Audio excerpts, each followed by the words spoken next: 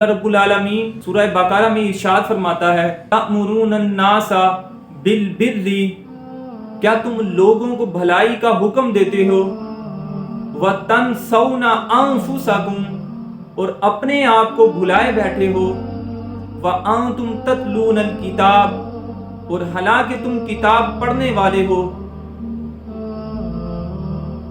افلا تعقلون، کیا تمہیں اس بات کا شعور نہیں، کیا تمہیں اس بات کی عقل نہیں، کیا تم اس بات کو جانتے نہیں، تم اس بات کو سمجھتے نہیں کہ تم تو کتاب پڑھنے والے ہو، تم تو قرآن کو بیان کرنے والے ہو، تمہیں تو بذات خود عمل کرنا چاہیے تھا، اور لوگ تم سے سن کر اور عمل کر رہے ہیں، مگر تم جو باتیں کہتے ہو ان کے مطابق زندگی نہیں گزارتے، ان کے مطابق عمل نہیں کرتے۔ لوگوں کو تو بتاتے ہو کہ اللہ سے ڈرو، نماز قائم کرو، جھوٹ کو چھوڑ دو، غیبت کو چھوڑ دو، بہتان کو چھوڑ دو، مگر تم خود یہ عمل نہیں کرتے۔ یعنی جو بات لوگوں کو بتاتے ہو کہ ان چیزوں سے بچو، تم خود ان سے نہیں بچتے۔ تو اللہ فرما رہا ہے کہ کیا تمہیں عقل نہیں، کیا تم اس بات کو سمجھتے نہیں کہ لوگوں کو تو تم بتاتے جاتے ہو تو خود کیوں عمل نہیں کرتے؟ یعنی علم کا آ جانا یہ اللہ کی بہت بڑی نعمت ہے، مگر اس علم پر عمل کر لینا یہ سب سے بڑی نعمت ہے۔ اور اللہ اس علم کو پسند فرماتا ہے کہ جس پر عمل کیا جائے۔ اگر ایک بندہ پوری زندگی علم حاصل کرتا رہا مگر اس نے اس کے مطابق عمل نہ کیا، وہ نماز کے بارے میں سیکھتا تو رہا، قرآن کے بارے میں سیکھتا تو رہا، حدیث کے بارے میں سیکھتا تو رہا کہ قرآن کو کس طرح پڑھنا ہے، حدیث کو کس طرح پڑھنا ہے، مگر وہ پڑھنے کے بعد، سننے کے بعد، لوگوں کو بتانے کے بعد، لوگوں کو سنانے کے بعد وہ خود عمل نہ کرتا تھا۔ مانتا ہے کہ کیا تمہیں عقل نہیں، کیا تم اس بات کو سمجھتے نہیں؟ فرمان مصطفیٰ صلی اللہ علیہ وآلہ وسلم کل بروز قیامت دو قسم کے لوگ ہوں گے جو بڑا پچھتاوا کریں گے۔ اب وہ پچھتاوا کس بات پر کریں گے؟ ان کو بڑی حسرت ہوگی۔ ان میں سے نمبر ایک وہ شخص ہوگا جسے دنیا میں علم حاصل کرنے کا موقع ملا مگر اس نے علم حاصل نہ کیا، اس کو دین کا علم حاصل کرنے کا موقع ملا مگر اس نے علم حاصل نہ کیا، تو کل بروز قیامت ایسا شخص بڑا پچھتانے میں ہوگا، اس کو بڑی حسرت ہوگی کہ کاش میں نے دنیا میں رہ کر علم حاصل کیا ہوتا۔ اور فرمایا نمبر دو پر وہ شخص ہوگا کہ جسے دنیا میں رہ کر علم حاصل کرنے کا موقع ملا اور اس نے علم حاصل بھی کیا مگر اس کے مطابق عمل نہ کیا، تو فرمایا ایسا شخص بھی کل بروز قیامت پچھتاوے میں ہوگا، حسرت میں ہوگا کہ کاش مجھے دوبارہ زندگی ملے اور میں اپنے علم کے مطابق عمل کروں۔ تو آج ہمیں سوچنا ہے کہ ہمیں ان باتوں کے بارے میں تو معلوم ہے کہ نماز پڑھنی چاہیے، روزہ رکھنا چاہیے، قرآن پڑھنا چاہیے، حدیث کو پڑھنا چاہیے، حدیث کو سننا چاہیے، حدیث بیان بھی کرنی چاہیے، قرآن و حدیث کے مطابق اپنی زندگی گزارنی چاہیے۔ ان باتوں کا ہمیں علم تو ہے مگر ہم اس کے مطابق عمل نہیں کرتے۔ عمل نہ کرنے کی صورت کیا ہے کہ ہم قرآن بھی پڑھتے ہیں، حدیث بھی پڑھتے ہیں مگر ہم اس کے ساتھ ساتھ گناہ بھی کرتے ہیں، اسی زبان سے قرآن پڑھتے ہیں، اسی زبان سے حدیث بتاتے ہیں اور اسی زبان سے لوگوں کی غیبت کرتے ہیں، اسی زبان سے جھوٹ بولتے ہیں، انہی کانوں سے قرآن سنتے ہیں اور انہی کانوں سے گانے سنتے ہیں، حرام باتیں سنتے ہیں،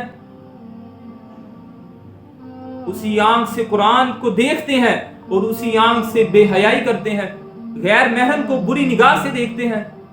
کہ ایسے علم پر، ایسا علم جس پر تم نے عمل نہ کیا، بروز قیامت تم رسوائی میں ہوگے، رسوائی تمہارا مقدر ہوگی اگر تم نے توبہ نہ کی، اگر تم نے توبہ نہ کی، اس عمل کو چھوڑا نہ، اس برائی کے کام کو چھوڑا نہ، کو نیکی کا حکم دینا، نیکی کی تلقین کرنا، یہ بھی بڑا ثواب کا کام ہے۔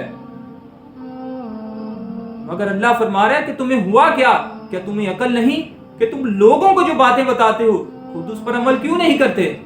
مفہوم ہے کہ نبی علیہ الصلوۃ والسلام نے فرمایا کہ کل بروز قیامت کچھ لوگوں کو جنت میں لے جانے کا حکم ہوگا، تو جب وہ جنت کے قریب جائیں گے، وہ جنت کے باغات کو دیکھیں گے، جنت کے محلات کو دیکھیں گے، جنت کی نعمتوں کو دیکھیں گے، ایسے ہی وہ جنت میں داخل ہونے لگیں گے تو حکم ہوگا کہ انہیں جنت سے واپس لے جاؤ. جنت ان کے لیے نہیں ہے. وہ جنت کی خوشبو بھی سونگھ لیں گے, جنت کی نعمتیں بھی دیکھ لیں گے, جانے ہی لگیں گے تو حکم ہوگا کہ انہیں واپس لے آؤ. جنت ان کے لیے نہیں ہے. تو بڑے تعجب میں آئیں گے اور وہ بڑی حسرت کے ساتھ واپس لوٹیں گے, اور ایسی حسرت کے ساتھ لوٹیں گے. حدیث پاک کے الفاظ ہیں کہ کسی نے کبھی ایسی حسرت نہ کی ہوگی. ذرا سوچیں تو صحیح, اس چشمے تصور سے ذرا سوچیں کہ ایک بندہ جنت کی خوشبو بھی سونگھ لے, جنت کی نعمتیں بھی دیکھ لے, باغات بھی دیکھ لے, اور جب وہ جنت میں جانے لگے تو حکم ہو کہ اسے واپس لے آؤ, جنت اس کے لیے نہیں ہے. تو اس کا تعجب کا کیا انداز ہوگا. ایسے بہتر یہ تھا کہ تو ہمیں یہ نعمتیں نہ دکھاتا, تو ہمیں ڈائریکٹ جہنم میں ڈال دیتا, ہمیں عذاب دے دیتا. مگر اب یہ نعمتیں دے کر ہمارے لیے بڑی مشکل ہو رہی ہے کہ ہم جہنم میں جا رہے ہیں. اللہ رب العالمین فرمائے گا کہ تم چھپ کر گناہ کیا کرتے تھے, کبیرہ گناہ کیا کرتے تھے, تم نے چھپ کر گناہ کیے اور مجھ سے بغاوت مول لی, تم نے شیطان کی بات مانی, اور تم لوگوں کے سامنے اچھے بن کر آ جاتے تھے, نیک اور پارسا بن کے آ جاتے تھے. لوگوں کو دکھانے کے لیے تم اچھا بن جاتے, لوگوں کے لیے تم برائی کو چھوڑ دیتے, اور میری وجہ سے تم نے برائی کو نہ چھوڑا. لوگوں کی تم عزت کرتے اور میری عزت نہ کرتے. تمہیں لوگوں کا تو خوف تھا, لوگوں کو تو ڈر تھا, لوگوں کا تو ڈر تھا, مگر میرا تمہیں خوف نہ تھا, میرا کوئی ڈر نہ تھا. تو اللہ رب العالمین فرمائے گا کہ آج تمہیں میں عذاب بھی دوں گا اور اپنی کوئی بھی نعمت تمہیں عطا نہیں کروں گا. جہنم میں ڈال دیا جائے گا. یعنی بظاہر دکھانے میں تو لوگوں کو بتاتے رہے نماز پڑھنی چاہیے, قرآن پڑھنا چاہیے, حدیث پڑھنی چاہیے, بڑوں کا ادب کرنا چاہیے, جھوٹ نہیں بولنا چاہیے, بے حیائی نہیں کرنی چاہیے, مگر خود چھپ کر گناہ کرتا رہا. ایسے کام اللہ کو پسند نہیں ہے. قرآن پاک کو ایک شخص کی صورت میں لایا جائے گا, اور جو قرآن کو پڑھنے والا ہوگا, قرآن کو سمجھنے والا ہوگا, قرآن کو جاننے والا ہوگا, قرآن کا عالم ہوگا, قرآن اس پر دلائل قائم کرے گا. قرآن کیا دلائل قائم کرے گا؟ فرمائے گا یا اللہ, قرآن عرض کرے گا, اس پر دلائل قائم کرے گا اس شخص پر جس نے دنیا میں رہ کو قرآن کو پڑھا, قرآن کو سمجھا, قرآن کو سکھایا, قرآن کو سیکھا. قرآن اس پر دلائل قائم کرے گا. کیا دلائل قائم کرے گا کہ یا باری تعالیٰ, دنیا میں رہ کر اس نے مجھے سیکھا, مجھے سمجھا, لوگوں کو بتایا, لوگوں کو سکھایا, مگر یہ خود میرے خلاف عمل کرتا تھا. اسے پتا تھا کہ نماز پڑھنی چاہیے, جان بوجھ کر نماز چھوڑ دیتا تھا. پتا تھا جھوٹ نہ بولنا چاہیے, جان بوجھ کر جھوٹ بولتا تھا. یا باری تعالیٰ, میں اس کے دل میں تھا, میں اس کی زبان پہ ہوتا تھا, یہ اسی زبان سے جھوٹ بھی بول دیتا تھا. اسی دل میں بے حیائی رکھتا تھا, اسی دل میں لوگوں کے لیے نفرت رکھتا تھا, لوگوں کے لیے پیار نہیں رکھتا تھا. اس نے میری حدود کو پامال کیا, میرے فرمان کے مطابق اس نے عمل نہ کیا, جو مجھ میں احکامات ہیں ان کے خلاف عمل کرتا رہا. تو قرآن پاک اس شخص پر یہ دلائل قائم کرتا جائے گا.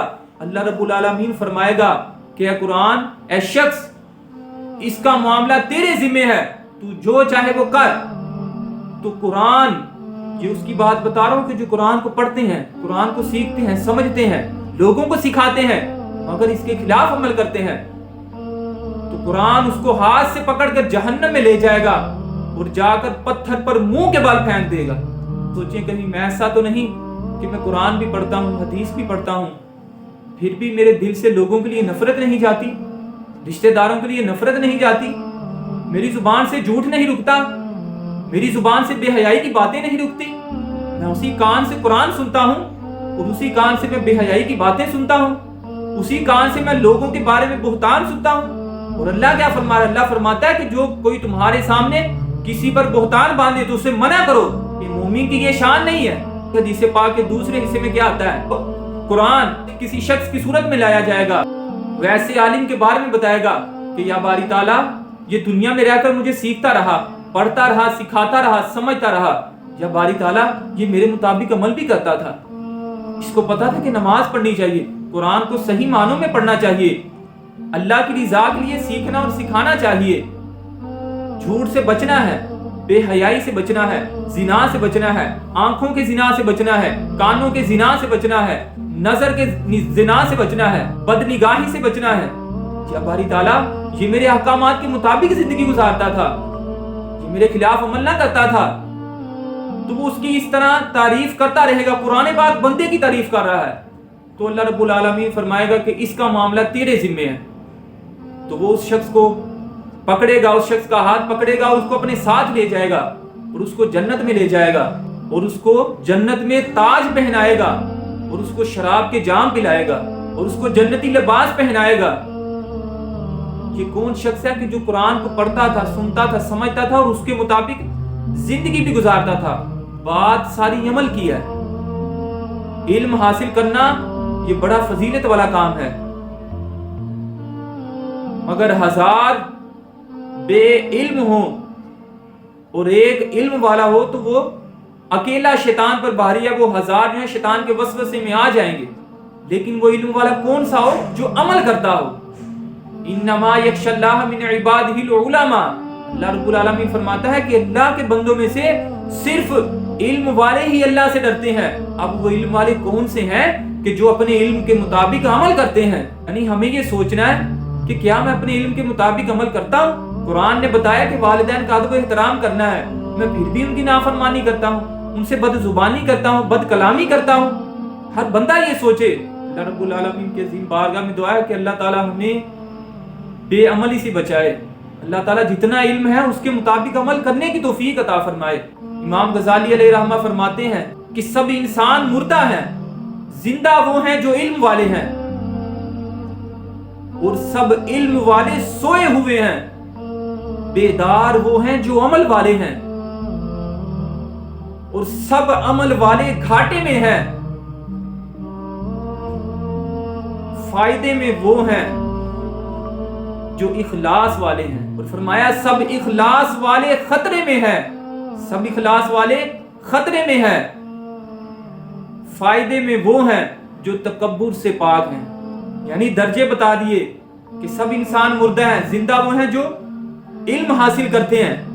پھر اس کے بعد بتایا کہ علم بھی ایسا ہو جس پر وہ عمل کرتے ہوں، اور پھر بتایا کہ عمل بھی ایسا ہو جو صرف اللہ کی رضا کے لیے ہو، اور پھر فرمایا کہ اللہ کی رضا کے لیے ہو اور اس میں تکبر نہ ہو. پھر یہ علم کے درجے کو پہنچیں گے، پھر اللہ راضی ہوگا. کیوں کہ مجھے تو صحیح معنوں میں قرآن و حدیث کا علم بھی نہیں، نہ علم ہے، میں تو اس کے مطابق عمل بھی نہیں کرتا. جو عمل بھی کرتا ہوں تو لوگوں کو دکھانے کے لیے. تو سوچیں کل بروز قیامت کس منہ سے رب کی بارگاہ میں جائیں گے. ان لوگوں کو تو اللہ تعالیٰ حکم دے گا کہ ان کو جہنم میں ڈال دو. کہیں ایسا نہ ہو کہ ان لوگوں میں ہم بھی شامل ہوں. اللہ رب العالمین بڑا مہربان ہے، فرماتا ہے کہ بندے تو توبہ کر لے، پھر تیرے گناہوں پر گواہی دینے والا کوئی نہیں ہوگا.